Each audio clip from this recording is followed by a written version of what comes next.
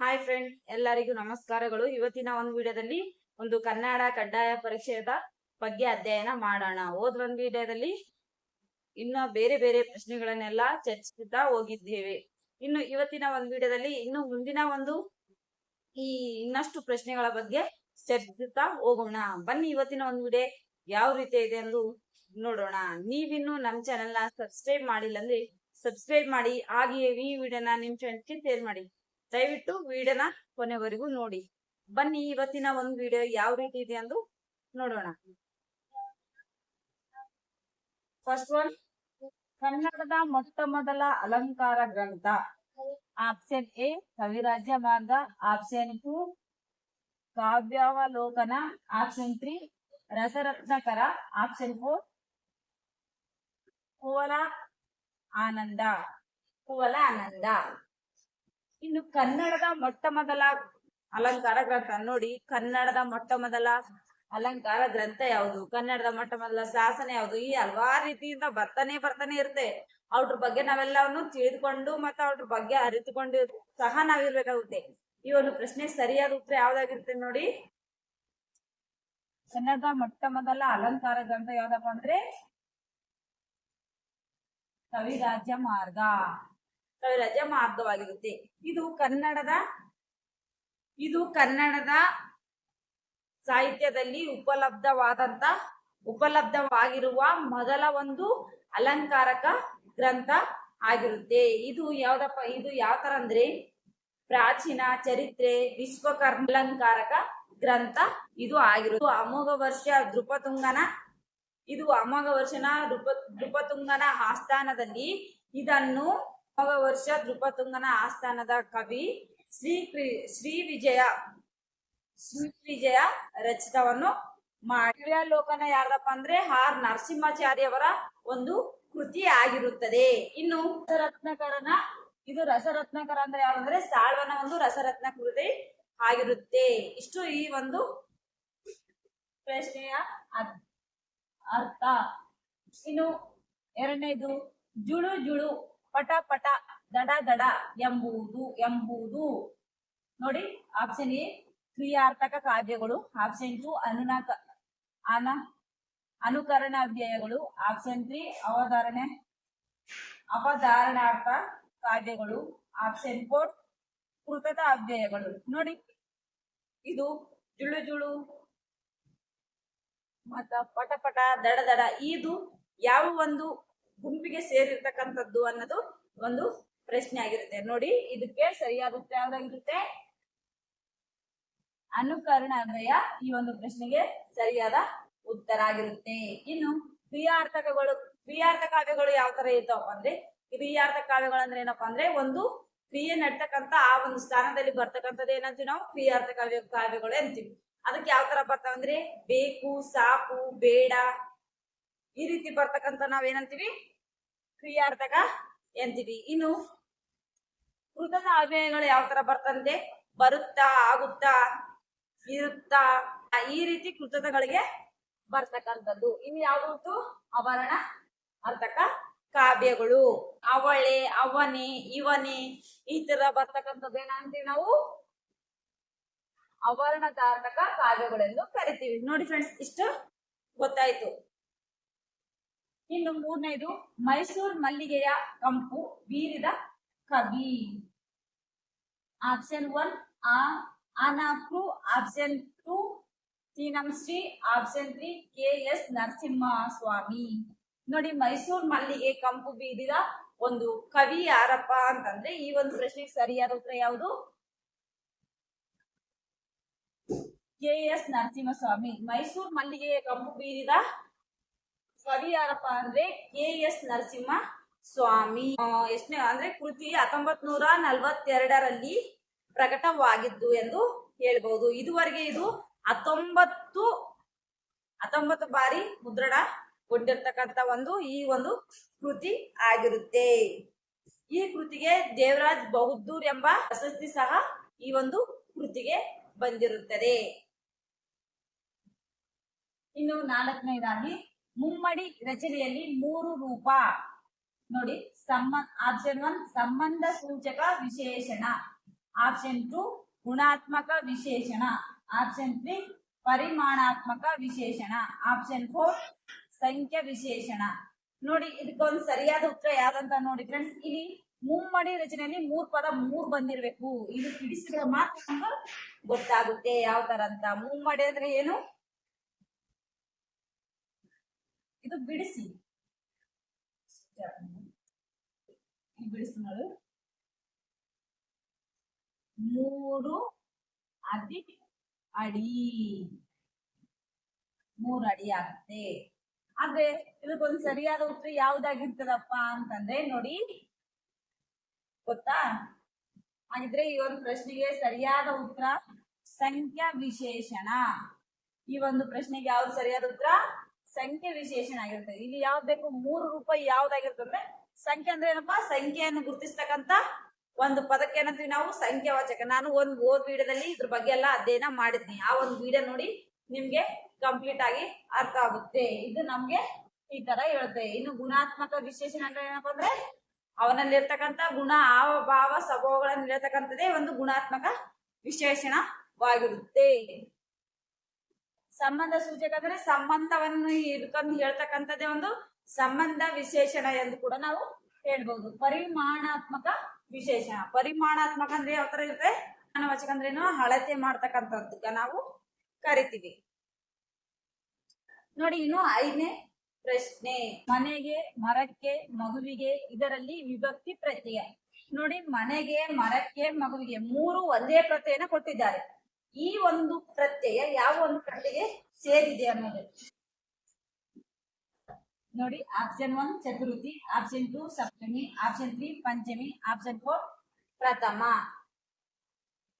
ನೋಡಿ ಇದಕ್ಕೆ ಯಾವ ಸರಿಯಾದ ಉತ್ತರ ಆಗಿರುತ್ತೆ ನೋಡಿ. ಒಂದು ಪ್ರಶ್ನೆಗೆ ಸರಿಯಾದ ಉತ್ತರ ಯಾವ್ದಾಗಿರ್ತದೆ ಅಂದ್ರೆ ಚತುರ್ಥಿ.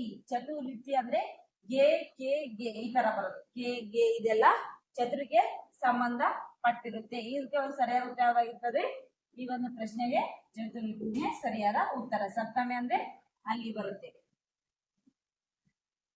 ಪಂಚಮ ಅಂದ್ರೆ ಇಲ್ಲ, ಪ್ರಥಮ ಅಂದ್ರೆ ಹೂ. ಈ ತರ ಬರ್ತಕ್ಕಂಥ ನಾವು ವಿಭಕ್ತಿ ಪ್ರತ್ಯಯನ್ನು ಕೂಡ ಹೇಳ್ತೀವಿ. ಇನ್ನು ಪ್ರಶ್ನೆ 6, ಉಪಲಬ್ಧವಿರುವ ಕನ್ನಡದ ಮೊಟ್ಟ ಮೊದಲ ಶಾಸನ. ಆಪ್ಷನ್ 1 ತಮಟಕಲ್ಲು ಶಾಸನ, ಆಪ್ಷನ್ 2 ಐಹೊಳೆ ಶಾಸನ, ಆಪ್ಷನ್ 3 ಅಲ್ಮಿಡಿ ಶಾಸನ, ಆಪ್ಷನ್ 4 ಬಾದಾಮಿ ಶಾಸನ. ನೋಡಿ ಇದಕ್ಕೆ ನಾವು ಎಲ್ಲ ಯಾವ ರೀತಿ ಅಂದ್ರೆ, ಈಗ ನಾವು ಮಾಡಿರ್ತಕ್ಕಂಥ ಒಂದು ಕನ್ನಡ ಕಡ್ಡಾಯ ಪರೀಕ್ಷೆಯಲ್ಲಿ 3 ತರದ ಕ್ವಶನ್ ಆಗಿ ಬಂದಿರ್ತದೆ. ಸರಿಯಾದ ಉತ್ತರ ಒಂದೇನೆ ಆಗಿರುತ್ತೆ. ಈ ಒಂದು ಪ್ರಶ್ನೆಗೆ ಯಾವಂತ ಗೊತ್ತಿದೆನಾ ನೋಡಿ ಎಲ್ರಿಗೆ.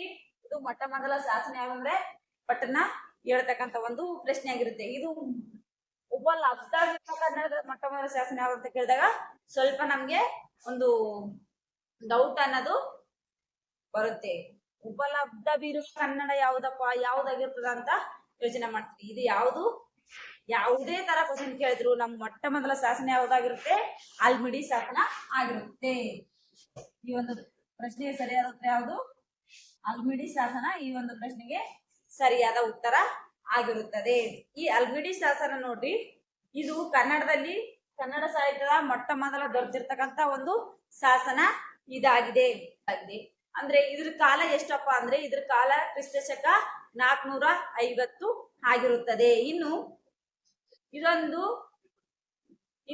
ಧನಶಾಸನವಾಗಿ, ಇದೊಂದು ಒಂದು ಧನ ಶಾಸನವಾಗಿದೆ. ಈ ಶಾಸನವು ಹಾಸನ ಜಿಲ್ಲೆಯ ಬೇಲೂರಿನ ಅಲ್ಮಿಡಿಯಲ್ಲಿ ದೊರೆತಿದೆ. ಇಲ್ಲಿ ಅಲ್ಮಿಡಿಯಲ್ಲಿ ದೊರೆತಿದೆ. ಇದು ಕಂಡು ಬಂದಿಲ್ಲಪ್ಪ ಅಂದ್ರೆ ಅಲ್ಮಿಡಿಯಲ್ಲಿ ಕಂಡು ಬಂದಿರ್ತಕ್ಕಂಥದ್ದು. ಇದು 16 ಸಾಲುಗಳಿವೆ. ಇದಕ್ಕೆ 16 ಸಾಲುಗಳಿವೆ. ಅದರಲ್ಲಿ 20 ಶಬ್ದಗಳಿವೆ. ಶಬ್ದಗಳು ಮಾತ್ರ ಕನ್ನಡದ ಶಬ್ದಗಳಾಗಿವೆ.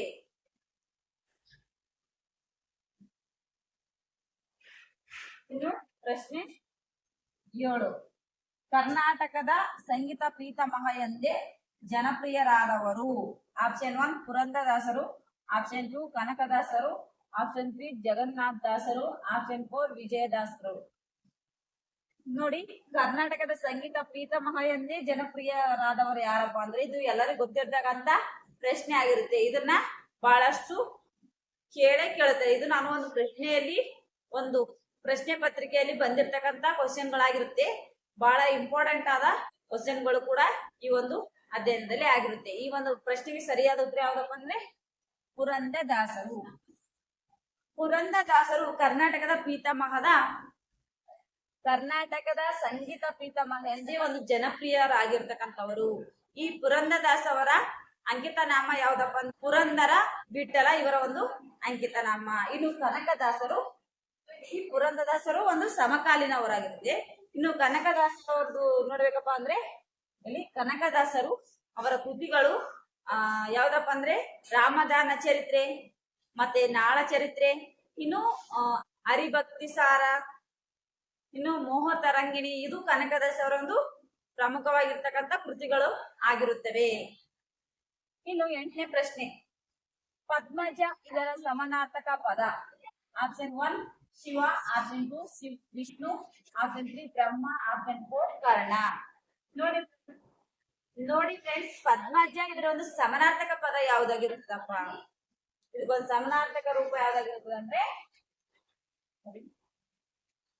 ಆಪ್ಷನ್ 3 ಇದಕ್ಕೊಂದು ಸರಿಯಾದ ಉತ್ತರ ಬ್ರಹ್ಮ. ಈ ಒಂದು ಪ್ರಶ್ನೆಗೆ ಸರಿಯಾದ ಉತ್ತರ ಆಗಿರುತ್ತೆ. ಹೆಂಗಪ್ಪ ಅಂತಂದ್ರೆ ಈ ಒಂದು ಪದ್ಮಜ ಅಂದ್ರೆ ಪದ್ಮ ಪ್ಲಸ್ ಜ ಅಂದ್ರೆ ಪದ್ಮದಲ್ಲಿ ಹುಟ್ಟಿರುವವನು ಒಂದು ಈ ಬ್ರಹ್ಮನಿಗೆ ಕರೀತಾರೆ. ಇನ್ನು ಶಿವ ಅಂದ್ರೆ 3 ಕಣ್ಣುಳ್ಳವ ಅಂದ್ರೆ 3 ಕಣ್ಣುಳ್ಳವ ಅಂದ್ರೆ ಮುಕ್ಕಣ್ಣ ಈ ರೀತಿ ಇರ್ತವೆ. ಕರ್ಣ ಅಂದ್ರೆ ಒಂದು ಕುಂತಿಯ ಮಗ ಎಂದು ಕೂಡ ನಾವು ಹೇಳ್ಬಹುದು. ಇನ್ನು ಪ್ರಶ್ನೆ 9, ಛಂದಸ್ಸಿನ 3 ಮುಖ್ಯ ಅಂಶಗಳು. ಆಪ್ಷನ್ 1 ಗತಿ, ವರ್ಣನೆ, ಲಯ. ಆಪ್ಷನ್ 2 ಅಲಂಕಾರ, ವರ್ಣನೆ, ಗತಿ. ಆಪ್ಷನ್ 3 ರಾಗ, ತಾಳ, ಲಯ. ಆಪ್ಷನ್ 4 ಲಯ, ಯತಿ, ಪ್ರಾಸ. ನೋಡಿ, ಒಂದು ಪ್ರಶ್ನೆಗೆ ಸರಿಯಾದ ಉತ್ತರ ಯಾವ್ದಾಗಿರ್ತದ್ರಿ? ಲಯ, ಯತಿ, ಪ್ರಾಸ ಆಗಿರುತ್ತೆ.